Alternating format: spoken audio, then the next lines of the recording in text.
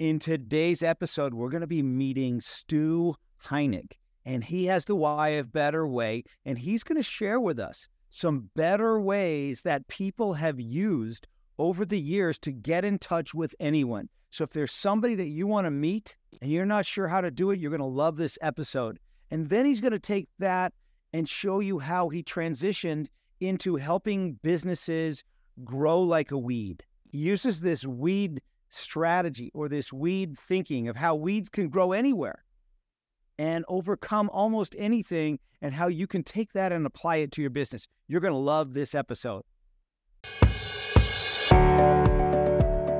Welcome to Beyond Your Why podcast, where we go beyond just talking about your why and actually help you discover and then live your why.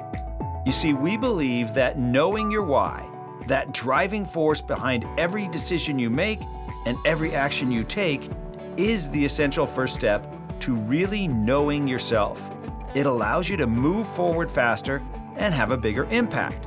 If you're already a fan of the show, then you know that every week we talk about one of the 9 whys, and then we introduce you to somebody with that why so you can see how their why is played out in their life. This show will be more powerful for you if you've already discovered your why. If you still need to do that, head over to whyinstitute.com and discover your why today. It'll only take you about 5 minutes. Now, let's meet today's guest. This week, we're going to be talking about the why of better way, to find a better way and share it. So if this is your why, then you are the ultimate innovator, and you are constantly seeking better ways to do everything. You find yourself wanting to improve virtually anything by finding a way to make it better. You also desire to share your improvement with the world. You constantly ask yourself questions like, what if we tried this differently? What if we did this another way? How can we make this better? You contribute to the world with better processes and systems while operating under the motto, I'm often pleased but never satisfied. You are excellent at associating, which means that you are adept at taking ideas from one's industry and applying them to another, always with the ultimate goal of improving something. So today I have a great guest for you. His name is Stu Heinecke, and he started his career combining marketing with a 1 in a million mentorship with top cartoonists from Playboy and The New Yorker, resulting in a new genre of direct mail and hundreds of record-breaking campaigns from some of the world's biggest direct marketers. A twice-nominated Hall of Fame marketer, best-selling business author, and Wall Street Journal cartoonist, Stu's first book, How to Get a Meeting with Anyone, was named one of the top 64 sales books of all time. His latest release, How to Grow Your Business Like a Weed, lays out a complete model for explosive business growth based on the strategies, attributes, and tools weeds use to grow, expand, dominate, and defend their turf. The Total Weed Award from Stu's book is a new collaboration with the NASDAQ Entrepreneurial Center and a major business news outlet to recognize weed-like growth among entrepreneurs, startups, and investors. Stu has collaborated with several of the world's top management, ideation, sale, branding, and publishing experts to produce a series of small group, high-dollar strategy sessions in bucket list locations including Dubai, Salzburg, Sedona, Morocco, Iceland, Bora Bora, and Sedona. Welcome to the podcast, Stu. Thank you. That's Thank you. Great to join you, Gary. This is going to be fun. Yeah. So from one better way guy to another better way guy, take us back in your life. Where were you born, Stu? I was born in Los Angeles, and then grew up in Massachusetts. In Massachusetts. So what were you like in high school? Take us back to that time in your life. What were you like as a high schooler? You know, I was kind of a shy kid. I think one thing, I did have the sense that nobody actually knew me, nobody actually understood me, and that this was not my peak at all. It was, I was just gearing up, just spooling up. Because, some people do peak in high school, I think. But anyway, it was nothing like that. And, but when I look back on it, I was a pretty immature kid, too. So I don't know that I would put much credence in all those thoughts that I had back then. What kinds of things were you into? Sports, a lot of sports, hockey. We, the place where I grew up, the house, the property, the grounds, and so forth. We had a big, like a 9-acre lake behind us that froze every year. So we played hockey on it, and when it wasn't frozen, we'd be, I don't know, chasing after the snapping turtles and just all kinds of adventure. Actually, it was an amazing place to grow up. Um, and yes, I loved playing sports. Loved that skiing. I was a ski instructor as a high schooler, and all those kinds of things. So it was a fun place to grow up. Fun time to grow up. Mm. And so, when you graduated from high school, off to college, right? Where did you go to college? I went to USC. Ah, I knew I liked you. Am I talking to a Trojan? Yes, you are. Oh gosh, no, that's great. I had no idea. Well, what a cool place to go to school, right? You know exactly what that's like. That was So when were you at USC? So I was there from 73 to 77. Ah, and so who was the football star at that time? Oh my God. Let's see.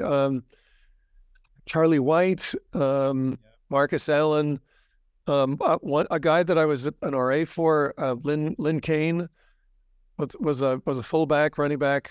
Oh my gosh, I haven't thought of these names in a long. Well, other than Lynn, I'm in touch with Lynn, but I haven't thought of these names for a long time. But does that define the era? Ricky Bell also. Ricky was my age. So he was incredible. Yeah. Think about USC, and I think you must have seen it as well, is that what an incredible environment to step into. And I mean that because of your peers, a lot of them are so accomplished already. And so I think back when I was there, they were saying that if USC was a country, it would rank 14th in the number of Olympic medals won. And so John Neighbor was there, the swimmer, and he was an RA at the same time. I don't know him, but he was an RA at the same time I was, and they were just incredible. I mean, Ron Howard was there. Mm-hmm. He was just. I mean, I got to talk to him once. And just, Ron, what are you doing here? I mean, why do you need to be here? And he told me he was going to be a film mogul one day, and he did it.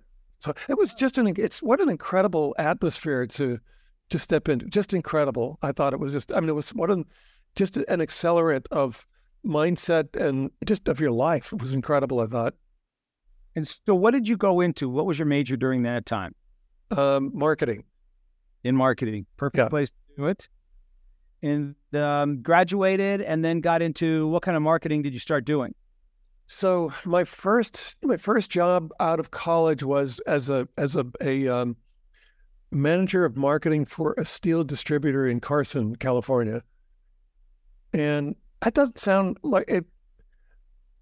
It's not terribly glamorous, but it was interesting because at the same time, I was also very, very interested I've been interested in cartooning since as long as I can remember, really. But so by then, I was also a published cartoonist in LA. So I was getting published in the LA papers a little bit. And I was a member of the Cartoonist Guild. And that changed a lot because they sent me one article. Didn't just send it to me, they sent it to all the members, but they sent us one article from Folio magazine. And that's the magazine for people who produce magazines. I don't know if it's still around, actually. But anyway, they sent this one article that talked about cartoons, how they were showing up in readership surveys, editorial readership surveys, as the best read and remembered parts of magazines and newspapers. In the case of newspapers, they were better read than the front page, which is interesting. So I was thinking, my gosh, I've got to combine the two. I think cartooning would be a great device in marketing, and that was an interesting bumpy ride. All of it's been bumpy. Why wouldn't it be bumpy? I mean, that's life, but it was an interesting bumpy ride. So why cartooning? What interested you in cartooning? And when did you start? When did you draw your first cartoon? And why did you get it? I don't know when I drew my first cartoon, but I know why I got into it. It's my father. Okay, so my brothers and I was about 10 years old at the time, and my brothers and I discovered that my father had Playboys in his dresser drawers. And so we would sneak them out and look at them. And of course, we read the articles. You know, there was always the joke about Playboy. But anyway, Yeah. you know, Playboy actually was an amazing cultural phenomenon back then. And so, of course, they had the pictures, and they led they had an interesting place in the sexual revolution, I suppose. But they were also just excellent, just excellent from a journalistic standpoint, and that certainly carried through with the cartoonists. And so, Gahan Wilson and Eldon Dedini, and all, I was looking at the cartoons, and I'm just saying, who does these? How do they do this? That's incredible. I was looking at some of the work of some of the best cartoonists in the world. So it should be amazing, and it was. And then later in life, I'm skipping ahead quite a bit, but later in life, they became my mentors, but they became part of my marketing group. And so that was amazing. It was that, though. I was just looking at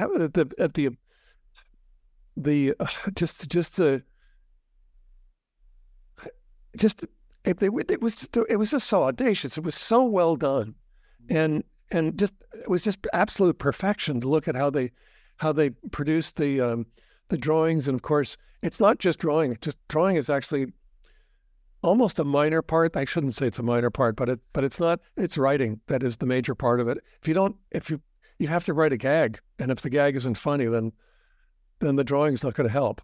So.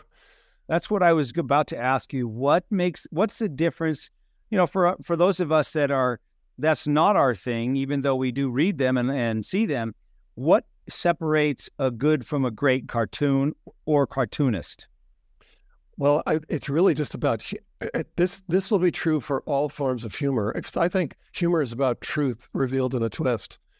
And so that's why when we find something funny, we're laughing. Before we can catch our breath, we're saying, oh my God, that's so true. It is like that. Or I know someone like that. I've been through something like that. I just put some cartoons away. But I have one of this guy, and he's on the phone. He's cradling the phone on his shoulder, and he's looking through some papers on his desk. And he's saying, hey, listen, we got your proposal, and we like everything except having to pay you. And I'm thinking, that is the problem with every proposal, isn't it? That they have to pay us. And so we laugh because there's something true about it. And why do you think that cartoons are so, like you said, they're so well read? So people remember. People send each other cartoons probably much more than they send each other an article. Absolutely. Yeah. Well, I mean, because I don't know that they actually are aware that it's delivering a message. I mean, you can see the caption, but I mean an underlying message and a deep message. But it's the reason why it's funny. So if they find it funny, they're agreeing with it, and they want to share it. That's actually what's happening. Now that's the really dry understanding or level of it, but because on the surface level, it's just funny and it's fun. If you see a cartoon, the New Yorkers have gotten pretty political, I would say, lately, so they're not as funny, but when they're funny, when they're just actually just about life and about what's true in life, then what's funny is that I don't know. There's something also very mysterious about it, because why would we laugh because it's true? Because you could also say, well, that's true, right? So it does appeal to something deep inside that I couldn't quite quantify or explain. But when it hits us in a way that just tickles us, then somehow presented in a surprising way, that's our reaction. And it's a very, very powerful reaction. I mean, we know that laughter is healthy for us, and that it relieves stress. It's actually an amazing thing in our lives.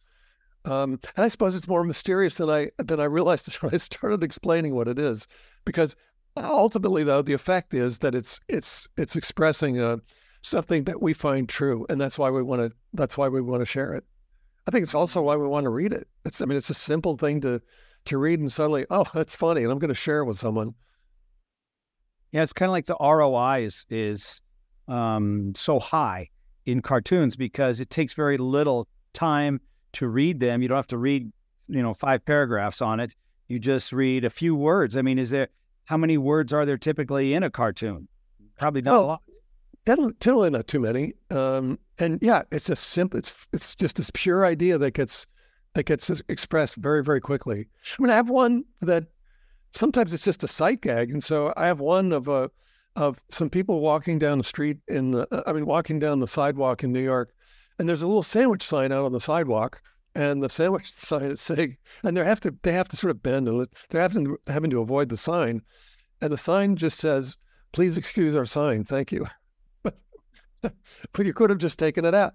Yeah, exactly. You could apologize, or you could just remove the sign from the sidewalk.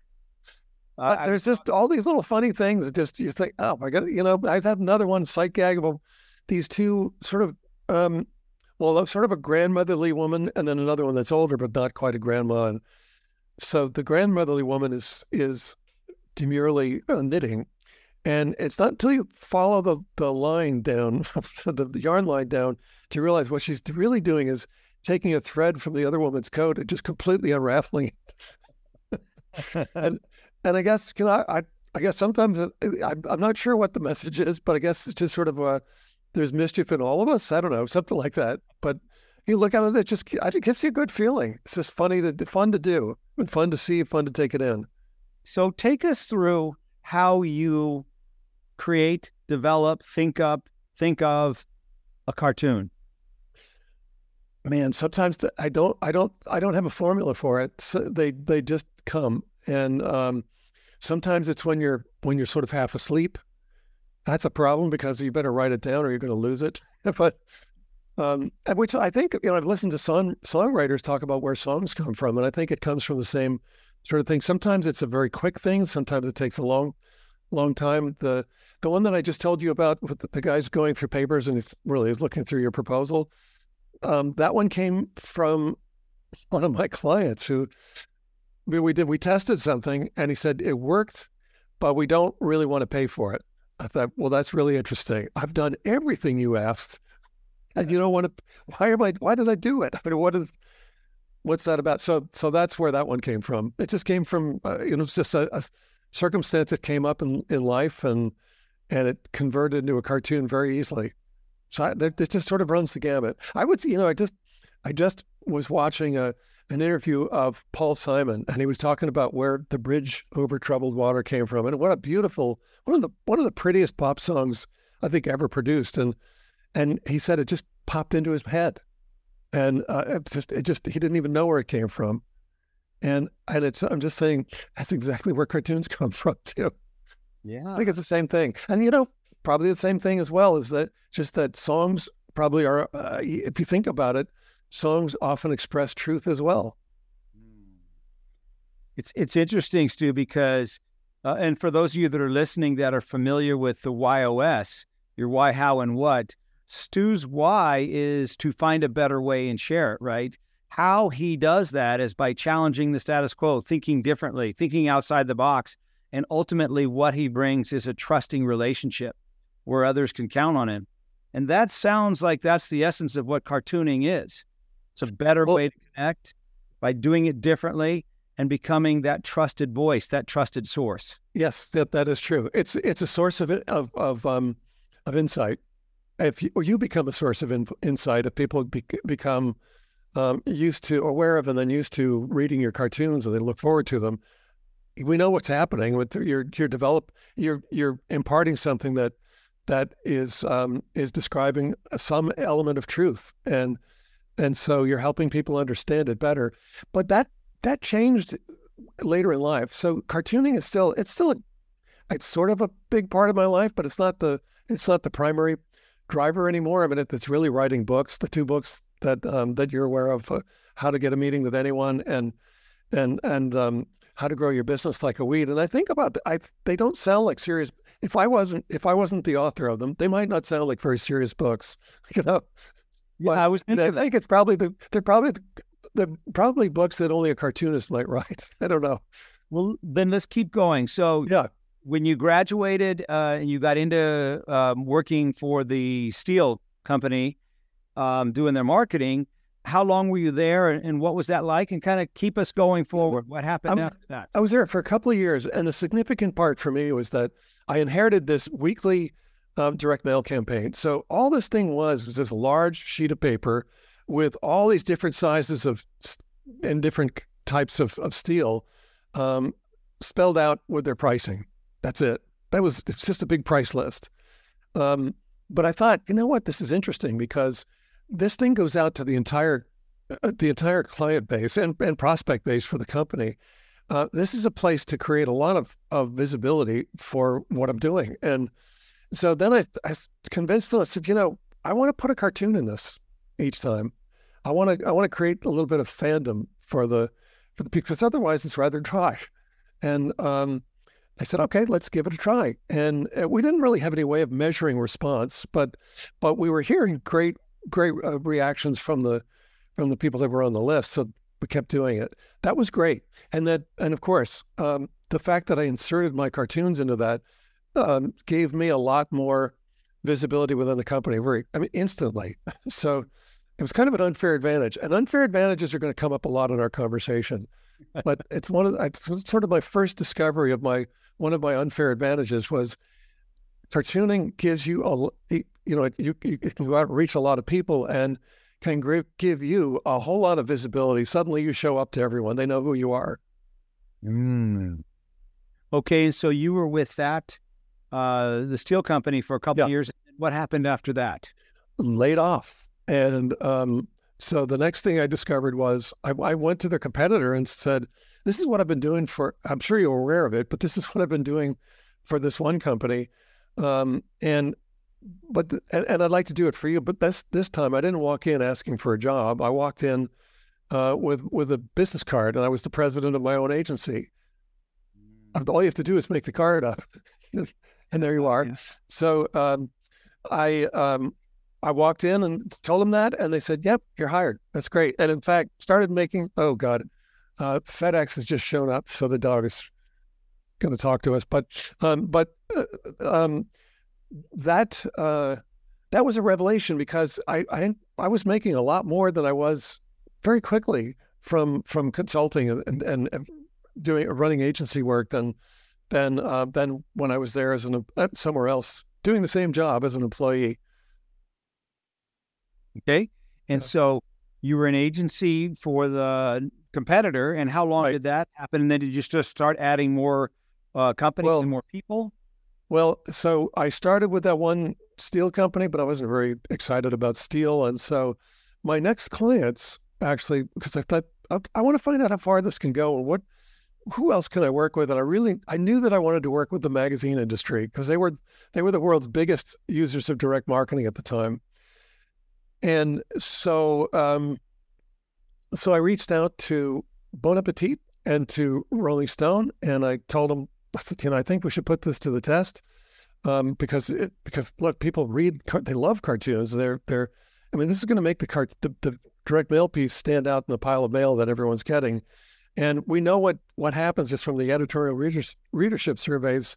We know that they're going to be the best read and best remembered part of that stack of mail, at least that day.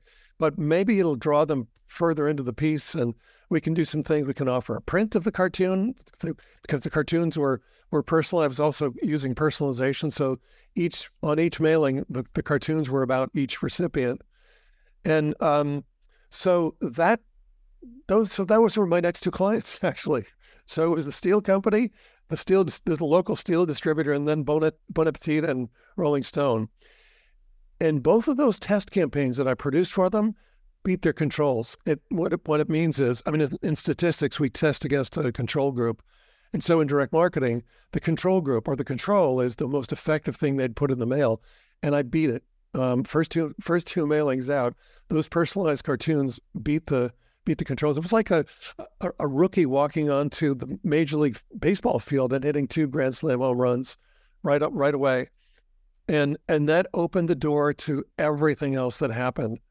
So, and I don't want to do a run-on answer. I'm sorry. I won't go any further. That's great. But I mean, it's just what it did was just open. So what I did that, set those 2 records, and then I thought, okay, this is my opportunity to reach out to the rest of the publishing industry. And so I put together a little campaign, didn't know what to call it, so I called it a contact campaign.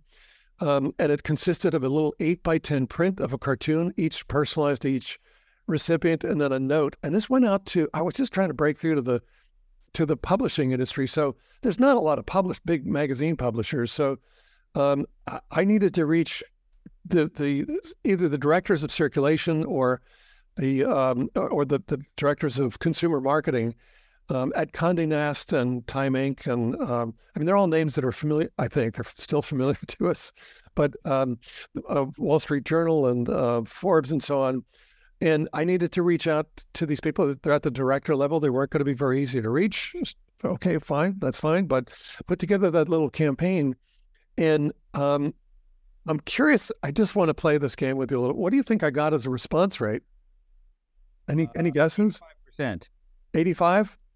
Well, now keep in mind that in direct response, they were saying that if you get a 1% response rate, you're doing great, right? Oh. But you are close. I 100%. All of them responded. All of them agreed to meet. All of them became clients. It was worth millions of dollars to me, and it came from a campaign that I spent about $100 on. That was my first contact patch or my first exposure to using contact marketing. That's my term for it, and it comes out of my book, How to Grow Your Business How to Get a Meeting with Anyone. But that was my first experience with it was 100% everything: meeting rate, conversion rate, and response rate. And it's funny because I couldn't talk about it. Everyone was saying 1% response rates are what you should expect in direct response, and 100% response rates are absolutely impossible. So I thought, okay, I can't talk about this at all. No one's going to believe you. It's like, oh, how did great. And I see that you also, you've been abducted by UFOs as well, right? Yeah. So how did you meet the demand then? The demand for your work, because now you had 100% response rate, 100% of these companies wanting to work with you. Would you be able to? Oh, I guess you would use the same cartoon in each. No, they'd be different cartoons, and I mean the thing was there was a season to their testing, and so it was they do it twice a year, and so twice a year I'd go to New York and meet with these new contacts, and some would buy and some weren't ready to create tests, so they'd be paying me to create new test campaigns. And you asked about the cartoons. Actually, you know, I'm the cartoonist, but I'm also saying, you know, look, I really want to bring the best. This really does come out of that Y OS thing, because I really wanted to bring the very, very best product I could to my clients. And so I started reaching out to some of the cartoonists that were my heroes of cartooning. So I mentioned Gahan Wilson and Eldon Dedini. I knew Eldon from before. I also knew Leo Cullum from before, one of the New Yorker cartoonists. And so I started getting introduced. And so Gahan Wilson became part of the group, and Eldon Dedini, both from Playboy, and then Leo Cullum and Bob Mankoff and Arnie Levin, and all these amazing cartoonists became part of my group. And then as I was going around showing the clients, okay, so I was saying, look, this is what we can do, and I have a stable of cartoonists, and here's a little booklet that shows this. You'll recognize their work, but you won't know their names. So this is what Eldon's looks like. This is what Gahan Wilson's looks like. And so I was selling a lot of assignments for the cartoonists that way. And I was still writing the copy and producing. I was creating the whole thing, other than pulling in the cartoonists. And a lot of times my cartoons were chosen. The clients wanted mine, which amazed me. But that is why I ended up. Here's the really amazing thing about all that was that I started then hanging out with my heroes of cartooning. And because when I went to a lot of them were in New York, and I lived in LA at the time. So a few lived in LA, but most were in New York. And so when I went to New York, I'd hang out with them, and I'd work with them on assignments. And so that was their creative director on the assignment. So I had a lot of exposure to the cartoonist. And what I realized later is that nobody realized this. Nobody knew this was happening, but I ended up being mentored by the best cartoonist in the world. That's really what happened. That was the net of it all. Wow. And then when did you write? Now, how did that lead to getting a meeting with anybody? Well, so when I sent that little contact campaign to the 24 people in the marketing, in the publishing industry, I just thought, well, that was weird because I had never done it before. So all of a sudden, 100% response rate at every level. That was interesting. And so, well, okay, that's really cool. Who else? How far can I take this? So I started sending cartoons and personalized cartoons to presidents and prime ministers and celebrities and lots of top decision makers. And I was getting through to them. So, okay, cool. I have a secret weapon. These personalized cartoons, they're incredible devices here. So then I started hearing stories about what other people were doing to get meetings. And, this is a long tradition. People have been doing a lot of things to get really interesting things to reach out to people they don't know and get meetings with them. And so what I discovered was that there's this whole shadow form of marketing out there. And I the more I was exposed to it, the more I thought, I got to write a book about this. I haven't heard of these stories anywhere. So I've got to write this. I've got to get this out there. And so that is where that's where How to Get a Meeting with Anyone came from. That was the genesis of it. And as I researched more and more of these stories, it's amazing what people are doing to get meetings. They're very, very clever, audacious things. And I've always asked, do you have to be a cartoonist to use contact marketing? No, you don't at all. There are all kinds of really interesting ways of going about getting meetings. And we could do hours on that subject. I don't know that you want to do that, but we could literally do hours. I'll just say that the highest response rate that I know of from a contact marketing campaign is somewhere between 300% and 400%. Wow. That's an odd number because you send a campaign to a certain audience, and if all of them respond, that's 100% response rate. So how on earth can you get more than 100%? And the fact was that the device was so compelling that the recipient was showing it around, and the people who saw it said, "Wait, I got to contact this person too." So it's getting 3 or 4 times what the number of people that he reached out to as response. So now here come. Sorry, you called it something, shadow marketing or no, contact marketing. Contact marketing. Okay. Yeah. And why do you call it that? Because we're using it to get in contact with people.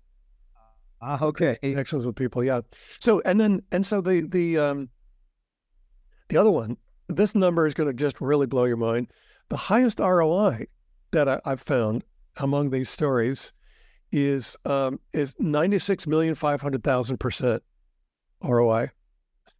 And so what that means, is that a bizarre number or what? I mean, how could you even wrap your head around a number? Because it's a percent. So or a percentage. So how could you wrap your head around it?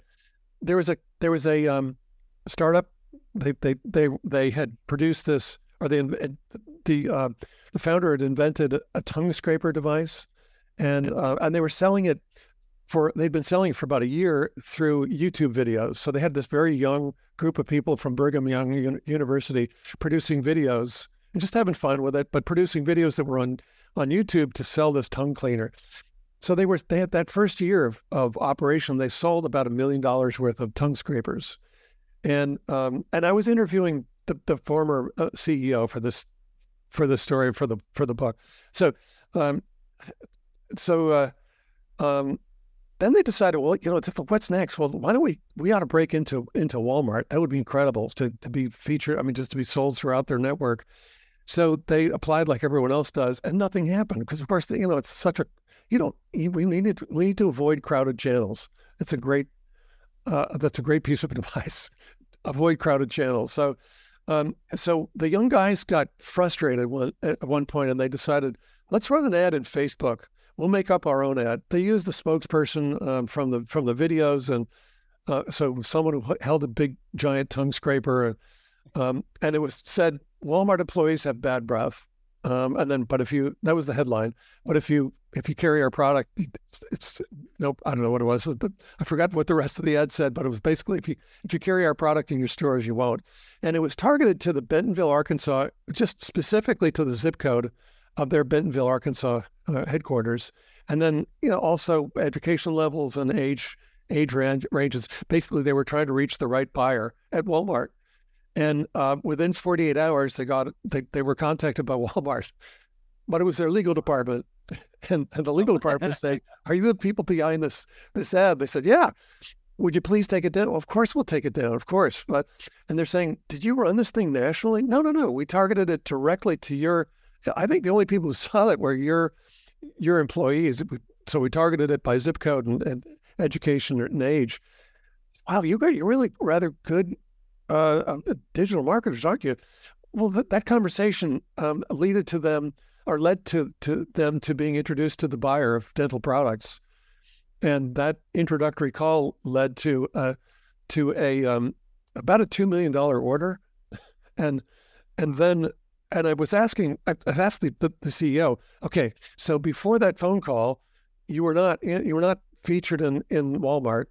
And after that phone call, you were destined to be rolled out throughout. I think it's 6,600 stores in their network. What did that do to your valuation? And he said, I think it was 10x. And I think because our earnings were $1 million the first year, if we just do a 2x multiplier on that, then we went from a $2 million a year $2 million company to a $20 million company. So it was all that $20 million and the $2 million order came from a $28 ad. Wow. And that is crazy. That's the nature of contact marketing. Contact marketing is amazing. Yeah. Because when you were saying contact marketing, I was thinking about the more like a CRM type thing versus what you're talking about is getting in contact with the right person. Yes. Can I show you something? Can I just hold something up? So yes. I mentioned using cartoons, and I use... This is what I use for clients now. So this is a big board. I have to go way back, and it's 18 by 24 inches, 1/4-inch thick foam core board, and on the front it's a cartoon. This is one of mine. I have to personalize it if I tell you the caption. So I sent one of these to Mark Cuban, and so of course Mark is the owner of the Mavericks. So yes. This woman is telling her friend, Mark Cuban says you can tell a lot about a person just by looking at their Mavs tickets. I tend to agree. Of course, Mark does as well. And so, and there's a message on the back explaining whoever the sender is explaining who they are, why they want to meet, and next steps. But that big board ended up, it's framed and it's up on Mark's wall in his office. So that's the kind of effect that it has. And when you send something like that, when you have that kind of an effect, when they're saying, who is this? I mean, like, I got to meet this person. I need to know who this is. And I love the way you think. And so when all that is happening, then you're connecting, but you're also connecting many, many steps ahead of just connecting. If you just broke through on the phone, they already like you. They're already impressed with how you think. And they want to know how to just, okay, what do you want to do? Let's talk. So that's sort of the net effect of contact marketing. I would say also, though, I mentioned unfair advantage earlier. That cartooning turned out to be an unfair advantage for me. I can show up to when I do that. If I use a cartoon and let's say maybe the cartoon is, I have a high school reunion coming up, so my cartoons are they're in the cartoon, they're in the communication, and so it's going to be. I'm not shy anymore, but if I had been, then. I'd be going up to people and I don't know if I remember you, Stu, but they'll remember me. Everyone will remember me because I'm the cartoonist. I'm the guy behind the cartoons that were part of the invitations. That's always been an unfair advantage. Well, another one is the ability to be able to get a meeting with virtually anyone. That's an incredible unfair advantage. And you'll see that I don't know if you had a chance to read my latest book about how to grow your business like a weed, but one of the things, a few things that weeds do that are that make them so special. And one of them is that they never do anything without an unfair advantage. So they're constantly cultivating unfair advantages. And I should say, they've also, they've been evolving over tens of millions of years.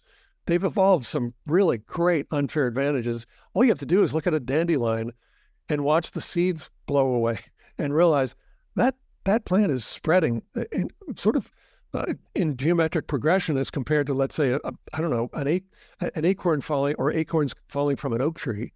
They just fall right at their roots. They don't go anywhere. So, I mean, squirrels may take them somewhere, but those seeds that fly, and some weed seeds can fly hundreds of miles. So their spread is just incredibly rapid, and that's an unfair advantage. It's one of their unfair advantages. Anyway, so those show up a lot in weed strategy as well. Well, let's talk about that for a minute. So how did you get into, so the second book, I've got it here on the screen, is How to Grow Your Business Like a Weed. Where did that come from? I was driving down the freeway in LA one day, and I noticed a dandelion going from a crack in the concrete median. And I could have driven by because we see this everywhere. They just inhabit cracks in concrete everywhere. Anyway, but I noticed it, and it looked like it was bouncing around. It looked happy, and those happy yellow flowers and the seed pods of geodesic seed pods, and the seeds are flying around, and it just looked happy running its process. And I thought, well, that's incredible. This all happened in just a split second, but that's incredible because, if you think about it, I mean, you might wonder, well, how on earth this is no place for a plant to take root. So how did it get there? Well, we know how it got there because we see the seeds blowing around all the time. That's exactly how they probe every possible opportunity to take root, which is already sounding like the ultimate entrepreneur, isn't it? So, but then also it just, it didn't look, let's say, it didn't look depressed. I don't know if a plant would look depressed. I mean, it wasn't drooping or something. It looked happy to be running its process wherever it landed. And I just thought, what is it about weeds that makes them so special, so adept at we all know what it means to grow like a weed. So what is it about weeds that makes them so adept at doing that? And I was wondering, do they have a model that they all use? Is there some sort of unified string or consciousness here? Something? Is there some sort of theory that's running through this that they all use? And it turns out there is. And I think it's actually the theory of everything about growing anything. So that was that drive down the Santa Monica freeway many years ago. The thing was, I thought, okay, I want to be like that weed. I know that I've been traveling around a bit. I mean, I had been to England where the economy was really much tighter, and I noticed that people held on. They just really held on to their jobs for life, and that wasn't happening in the States so much. And then there's some companies. I remember Saatchi & Saatchi, the big ad agency, popping up out of nowhere, and the Saatchi brothers became millionaires because of it. So how did they do that? How did they pull that off? They're a weed, and so how did they pull that off? And anyway, I wanted to study it, wanted to figure that out. What is it that weeds are doing? What makes them so special, so adept, so well equipped to growth? What are they doing that we can do? And it turns out there's a lot. If you could give us one thing that a weed does that we could copy that would make the biggest difference in our own business, what would that be? Well, first, let me just describe real quickly the nature of weeds. Weeds deal with what is, and that sounds so simple, but they have a mindset. They have an apparent mindset, let's say. There's some sort of collective intelligence about them, and they don't give up. We know exactly what it is because we see it in our yards. They don't give up. They don't show up alone. If you cut them down, they're going to go right back. They go right back to their process and keep running it. And they're absolutely resilient and adaptive and aggressive and urgent. And I would say even optimistic, because when we're optimistic, we act in certain ways. We're much more focused and ready to accomplish what we need to accomplish. We're excited about it. So I would say even optimistic, even though they don't have brains. So that's the first thing. They deal with what is. And The next thing is that they never do anything without an unfair advantage. We've talked a little bit about that.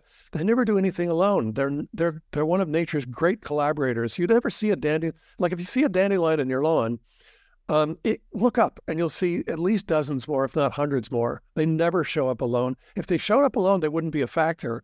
But when they're there in that kind of volume or that kind of scale, you're never going to get rid of them. I mean, they're each producing about 15,000 seeds per plant over their 5 to 10 year lifespan. You're not going to get rid of them. And so that's one. They always focus on what makes them win, which is really alludes to process. They've got an ironclad process that's been built over millions of years and also is adaptable to challenges very, very quickly. And I think finally they thrive best in disrupted ground.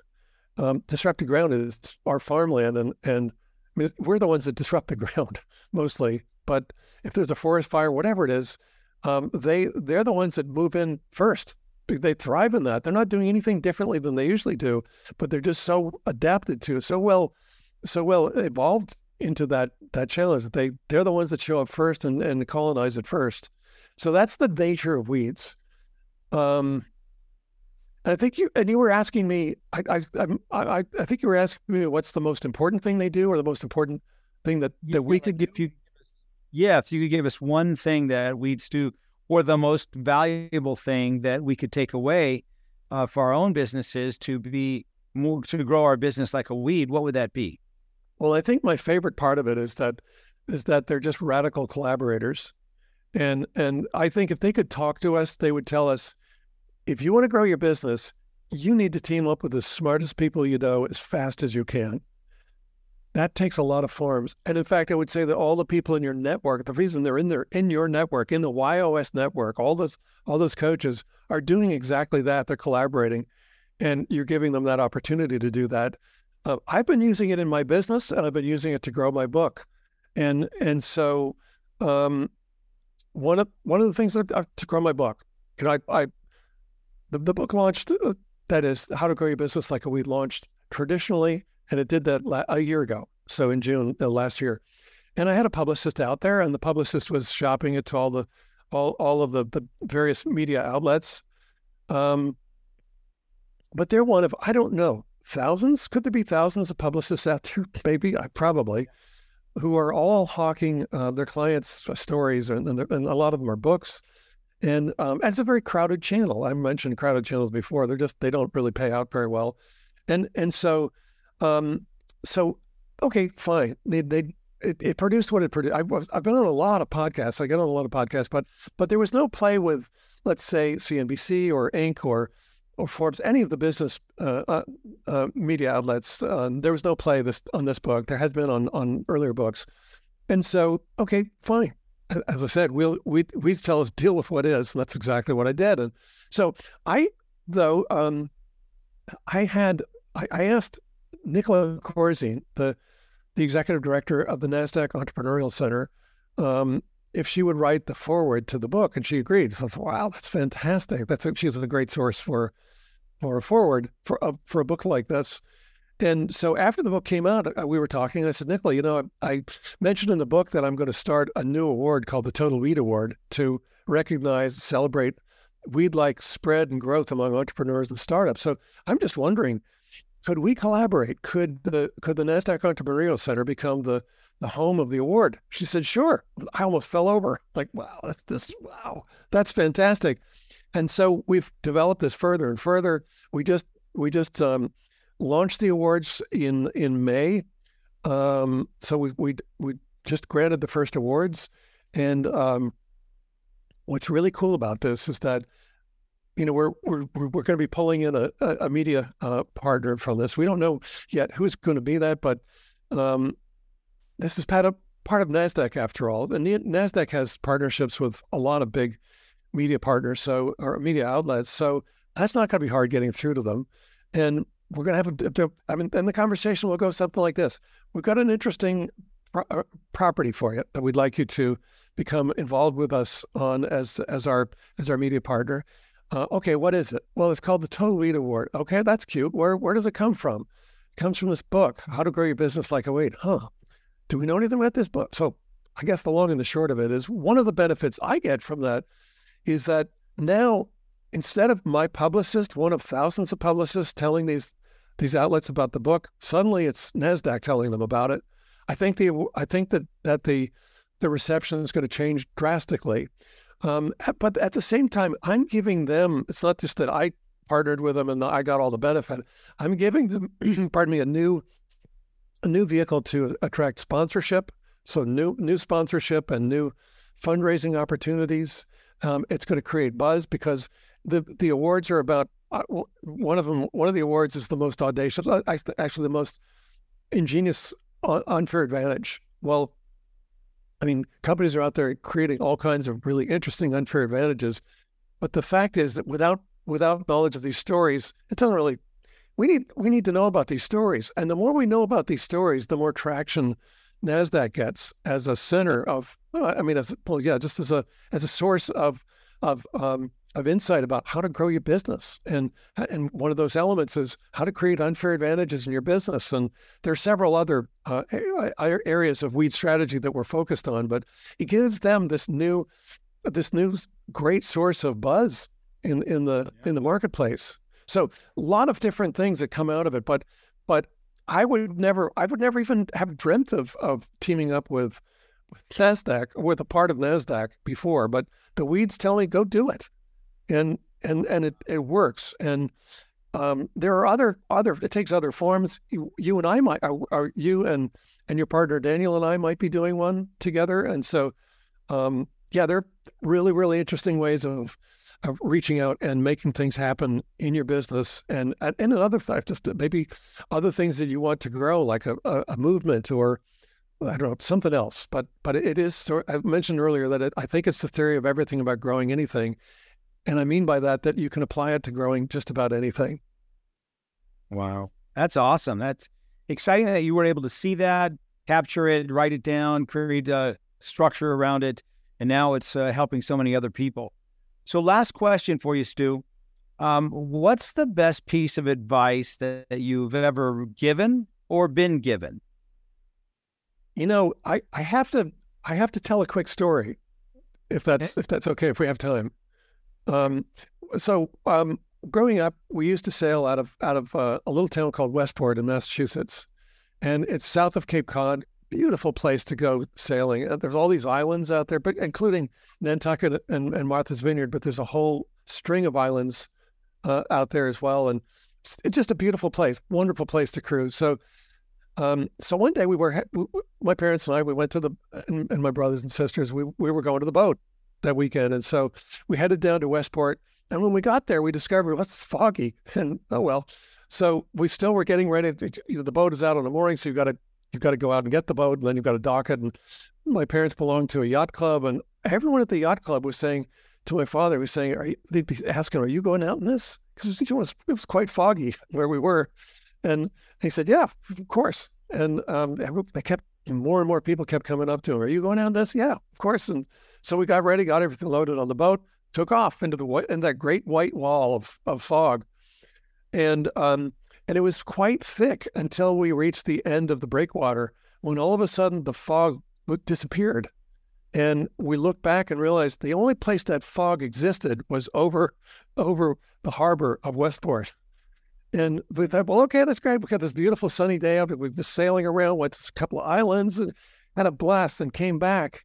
And the fog was still there over the port. And we realized that everyone else, the furthest they got was to the sandbar just before the breakwater, and they hadn't realized that they were sitting in the fog the whole time. And so I took a lot of advice out of that object lesson, and that was incredible. Never take no for an answer. If just because it's conventional wisdom, question it and test it out for yourself. And if somebody says something is impossible, that's our opportunity. Really, it's our invitation to go do it. So it's all those things flowed out of that one day. That's awesome. Well, Stu, thank you so much for being here today. I know we're kind of running out of time, and if there's people that are listening that want to connect with you, want to follow you, want to buy your books, what's the best way for them to get in touch with you? Well, to get in touch with me, I'd love to have you come to my site, stuheinecke.com, because if you sign up on my list, then I'll send you the first the first two chapters of How to Grow Your Business Like a Weed. And also, I'm working on a new report, new white paper about how to create unfair advantages in your business. So if you sign up, you'll get that for free. Otherwise, connect with me on LinkedIn. Just mention that you heard me or saw me speak with Gary on the YOS podcast, and I'm happy to connect that way as well. You better spell your last name for everybody. Sure. So my name is Stu, Stu, and then last name Heinecke, Heinecke. And you can look me up on Amazon. You asked where to get the book too. You can get it on Amazon, Barnes & Noble, everywhere. So you can also find me that way. Awesome. Stu, thank you so much for being here, and I look forward to staying connected and seeing how we can help each other out. Thank you so much for having me. What a pleasure. Thank you so much. I really hope you enjoyed today's episode and that through today's guest, you heard how important it is to know your why and how impactful it can be in your life and the lives of those around you. Be sure to head over to whyinstitute.com and discover your why today. Remember, the more you know about yourself, the more you'll know about others. I'm Dr. Gary Sanchez, and I'll see you on the next episode.